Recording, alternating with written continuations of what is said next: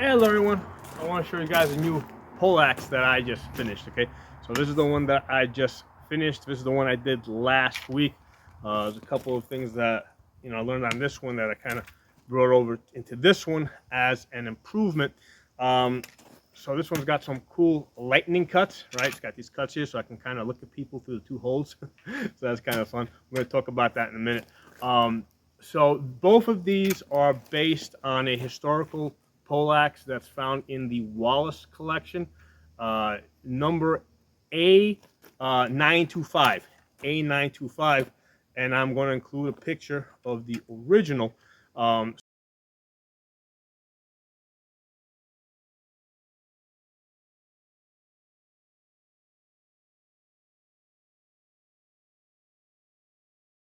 So something that stands out about the original, I think that's kind of like the defining characteristic, and I do consider number A925 to be the queen of poleaxes, right? I think that's like the best poleaxe that was ever made. Now, mind you, these are very specialized weapons. So, if you're doing, singles combat or tournaments, that would be different than, let's say, something that you would want to take into a battlefield. If you're going to be opposing horses and stuff like that. So I've designed this to be a tournament poleaxe for singles combat. It's designed to be very lightweight. It's basically a spear. Okay, it's a spear. It's really light. It weighs 4 pounds, 14 ounces. So it's lighter than this one. This one came in at 5 pounds, 5 ounces. All right, so I actually was able to, even though this one's longer, I was able to lighten it up. So this one is 72 inches long, right? So this one is like a 6 foot long. This one was 68 inches, right? So 68. So I was able to go up to 72 inches and come out with a lighter polearm. Okay. So one of the things that stands out about this polearm that's in the Wallace collection, number A925, is that the langets, it's got langets that run the whole shaft, okay, and it is fully enclosed up here. So I consider this a primary hitting area over here. So with this one over here, now I didn't fully enclose it. And the reason for that is because I just didn't think it was necessary. I mean, these langets come all the way to the edge. So when you hit, you're hitting with the steel over here. And there's 1/8 of steel on each side. All right, so that's a total of 1/4 inch of steel over here, that you're hitting with, okay, 1/4 inch. So the other thing I was able to do is this is actually about 2 inches longer. So I was able to, with this one, I went a little bit shorter with those langets from here up to here. So with this one, I was able to get an actual, like almost an extra 2 inches of length. Okay, and still come in lighter. So the way this works is this is, in order to get that lightness, this is tapered both this way and this way, right? So it gets thicker over here, and it comes up and it gets thinner as you get to the top. And the same thing here, it gets thicker out here, it comes up, and it gets thinner at the top. Okay, so and again, we don't need to have a whole lot of wood in here, right? Or a whole lot of metal, because there's 1/8 of an inch on each side, 1/4 inch. So we can afford for this area here to be thin, and we still got a lot of strength. Now, once you get past this point over here, these langets over here, they get thinner, right? It's maybe like a 1/16, okay? So they get a lot thinner down here. And with this one, I went all the way down, and I basically married it to the end cap. Now, again, the end cap also, at this point over here, it is 1/8 of an inch thickness. So this is a very solid hitting area. And then it tapers into these langets here, which are like a 1/16. So by going light over here on the langets, I'm able to reduce the weight, but I still have a very, very solid shaft over here, okay? And the shaft is only 3/4 of an inch thick. Okay, so if I didn't have these langets here on the side, this shaft would have to be at least 1 inch thick, probably 1.25 inches at the minimum, right? In order to have that strength. So I was able to put these steel reinforcements on the side here, and that's what allowed me to go thinner on the shaft. Now, most historical poleaxes, right, they don't have these langets that go all the way to the bottom, right? The way they have a stronger shaft is just by going thicker. Like they'll be an inch, inch and a quarter, inch and a half, maybe even 2 inches, so they use more wood. The issue, so here's the thing, a lot of it comes down to what resources are available to us, okay? They used ash wood, mostly ash wood. They also used other woods, but ash wood is really not available to us here in the U.S. because of this beetle that's been eating all the ash trees. So it's either not available or extremely expensive. The oak is also a historical wood, but it's it's historical wood, but it is more available. So basically, when I go to Lowe's, because that's where I got this oak wood from, right? They sell it in inch and a half by 3/4 of an inch. So that's really cheap, right? I was able to get like an 8-foot shaft for $20. Okay, so if I try to special order oak that was a lot thicker, now we're getting into $100 or something. Basically the wood starts getting really, really expensive. So as it turns out, just the resources available, it is cheaper for me to put metal in here than it is to put more oak wood in here. Okay, so the availability of resources and the price is one of the things that drives the construction of these weapons, and always has. Okay, so we've got, so starting from the top, we got a top spike here. I went with an actual spike this time as opposed to the curved blade that I went with last time, just because when I was working this on the anvil, it just took an interesting curve, and I just kind of ran with it. Okay. Now also what I did here is with this one had more axe over here. So this one kind of more resembled this poleaxe that I fight with, which is more has more axe. And one of the things that you'll find with these axe heads is that obviously the axe side tends to be heavier, right? So this is not balanced on its y-axis as opposed to this. Okay, this has equal weight on both sides, so this is balanced on its y-axis. It doesn't matter how you spin this. I actually balanced this on my finger before I mounted it. This is perfectly balanced on its y-axis, so it wants to, when you swing this, it doesn't really want to roll over. It just wants to go wherever you take it, because of that balance. So that's one of the things that I wanted to bring into this, right? So this is balanced on its y-axis. It's got these holes here that I fire cut while I was forging this. And the nice thing about these fire holes, they these lightning cuts, they reduce the weight, and it also gives me something to look at people through. So I can look at people like this. So now the way I made these fire holes, what I did is I took this hammer here.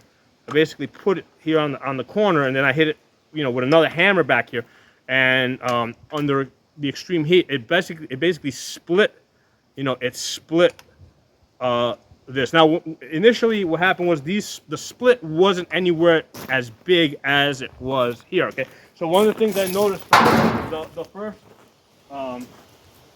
poleaxe project that I did is that the heat consumes a lot of the iron. Okay, so as the iron goes in and out of the fire, every time it comes out and it's red hot, it's basically, it starts flaking, right?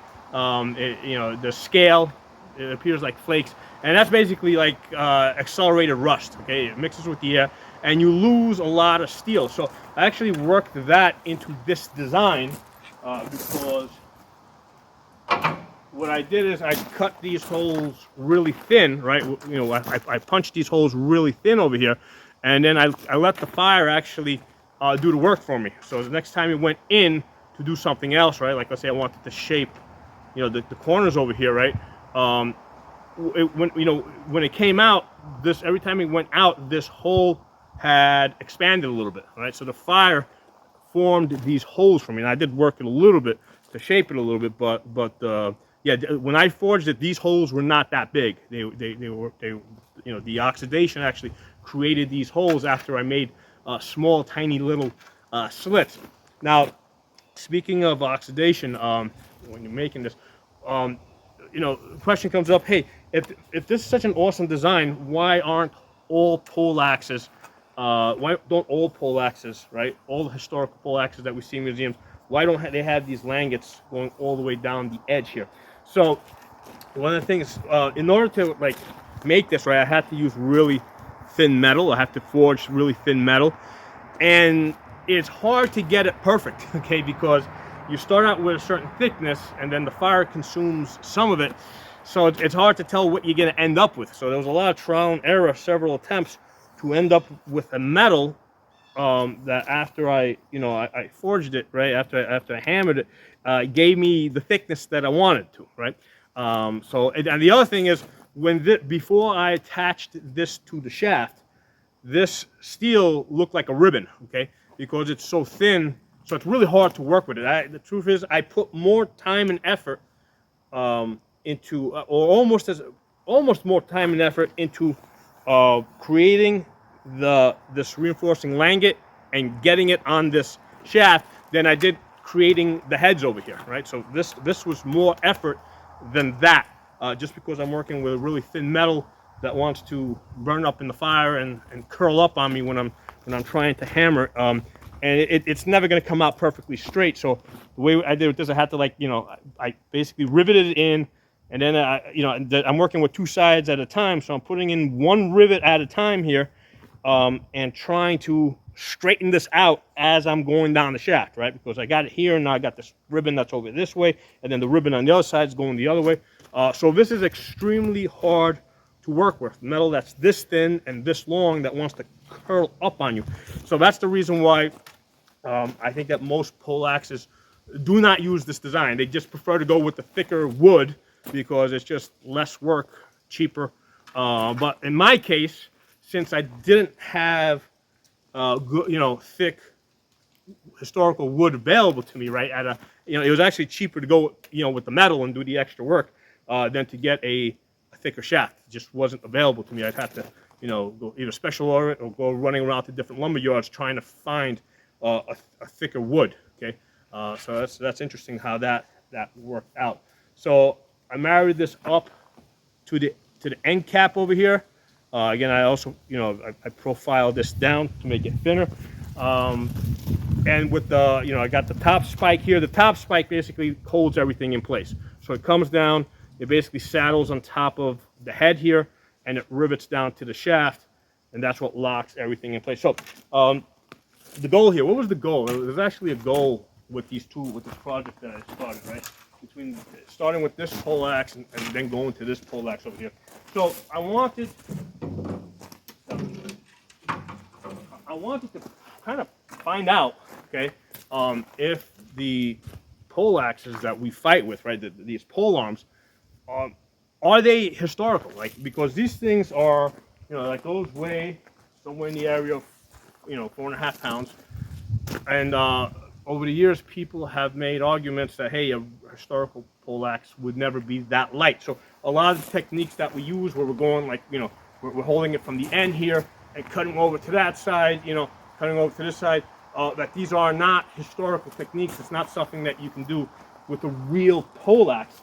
And that's what I kind of set out to find out, to learn. Okay, I wanted to know, can I build a historical poleaxe with materials that were available at the time using those techniques, and basically be able to, attack from one side to the other side and recover, right? Is it light enough that I can actually move this the way I actually fight? And the answer is yes, you can do it. It's more expensive, it's a lot more time consuming, but it is possible to actually build a poleaxe that does what I do with this, right? So, because here's the thing: if we can't do it, right? If I'm using this to fight a technique that's not real, it's like, okay, well, what am I doing? Okay, what am I practicing? Is this medieval fighting, or is it not medieval fighting? So that's the thing I set out to answer with this project. So that said, it's interesting I did do some hitting tests, right? I've been doing a whole bunch of hitting tests. I've got these barrels lined up over here. So I'm going to hit this here, and these barrels are kind of touching each other, so the force should transfer over to this one, and we can kind of see if that pot moves or how much it moves.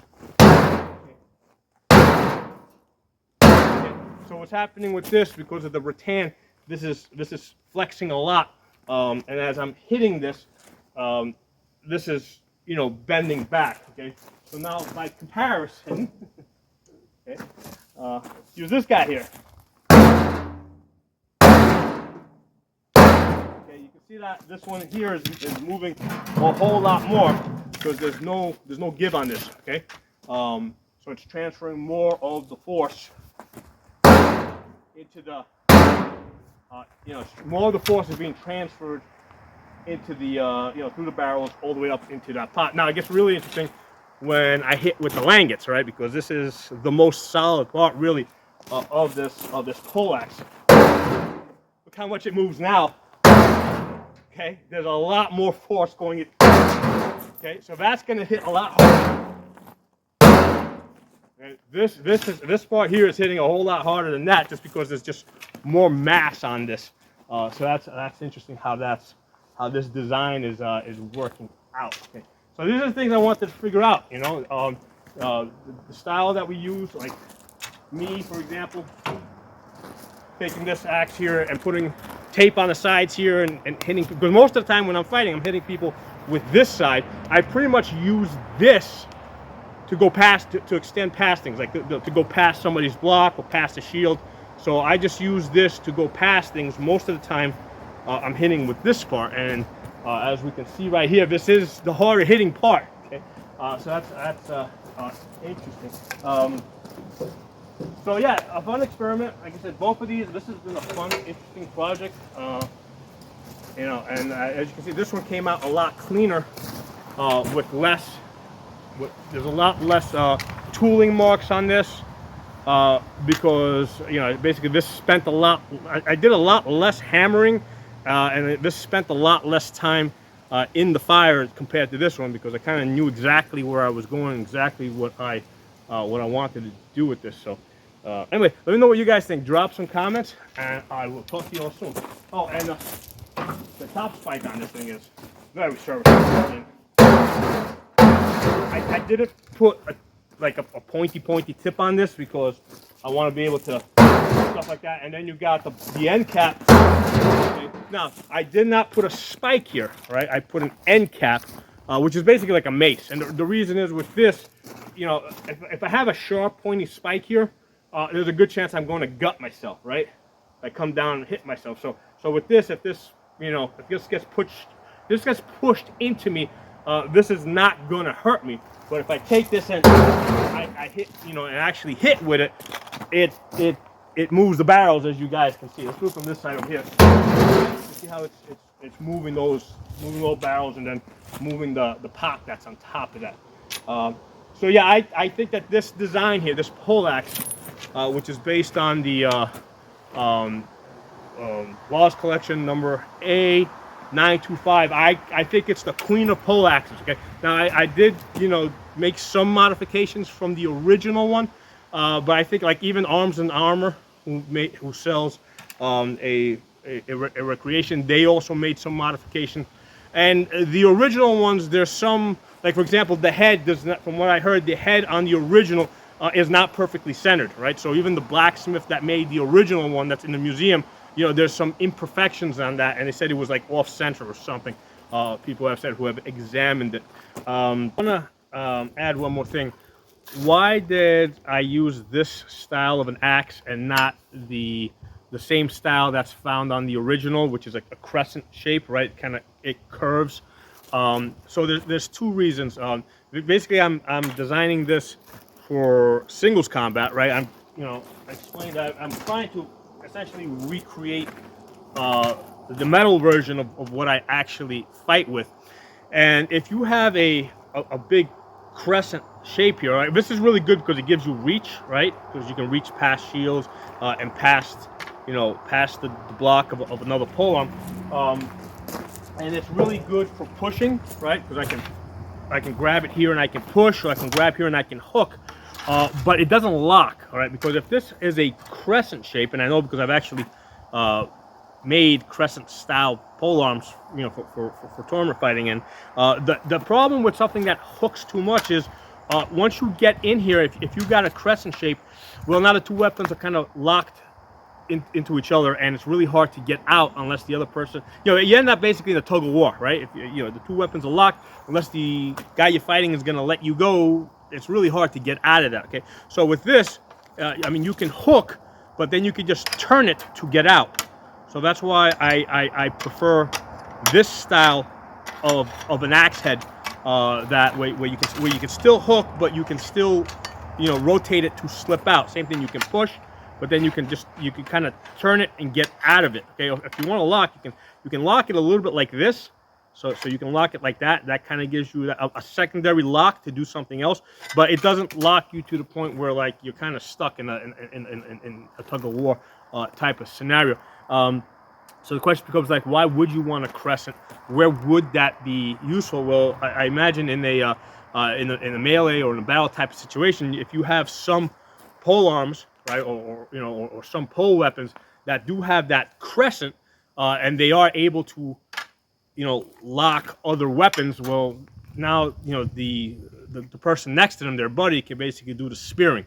So in a line formation or in a melee, it makes sense that you might want some pole arms with a crescent shape for the purpose of actually locking other people's weapons momentarily, so somebody else can do the killing. But if you're doing one-on-one combat, yeah, you gotta do the killing yourself. So the locking something up doesn't seem to make a whole lot of sense. That's why I didn't do the crescent shape. The other thing is that if I went with the crescent shape, it takes away from the top spike in a sense, because if you got a crescent that basically curves like this, well, let's say the crescent stops here. Well, now I only got like what, 3 or 4 inches of you know, of top spike, right? So wherever the crescent stops is where the usefulness of my top spike begins. Okay, on the original, what they did is it has a crescent, but the top spike is a lot longer. Okay, so for what I wanted to do, I wanted to go as light as possible. I wanted to go as efficient as possible. So it made more sense to use this style of an axe and to shorten up the top spike a little bit. Okay, so yeah, that's why I went with this style of an axe head versus the crescent one.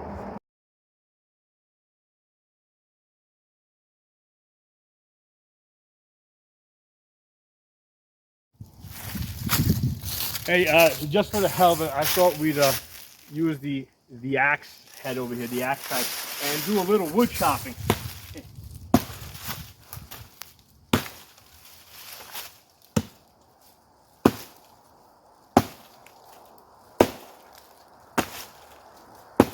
So one of the things I found is that, yeah, the axe head can go into the wood and kind of stick in it. The way I designed this axe head, this primarily hits with the corners. All right, it actually has a slight curve in it like this. It hits with the corners, and this is the side that I would use to hit mail armor with, because these corners are going to bite into that mail. For plate, I would definitely use the hammer side.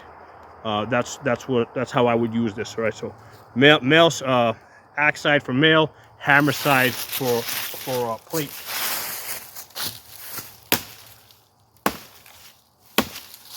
So yeah, this is definitely not designed for cutting wood, but it is a fun thing to do and just to test it out. That one piece that exists in the museum, I mean, there's no other piece like it. There's only one because of all the time and effort. I mean, if I was going to equip an army, yeah, I probably would have just, I mean, I would put this piece here, right? The heavy langets up here, and then down here, if I had wood available to me, especially cheap wood, I would just leave this wood down here. I would go with thicker wood rather than try to reinforce it with the steel. Okay, so drop some comments, let me know what you guys think, and I will talk to you soon.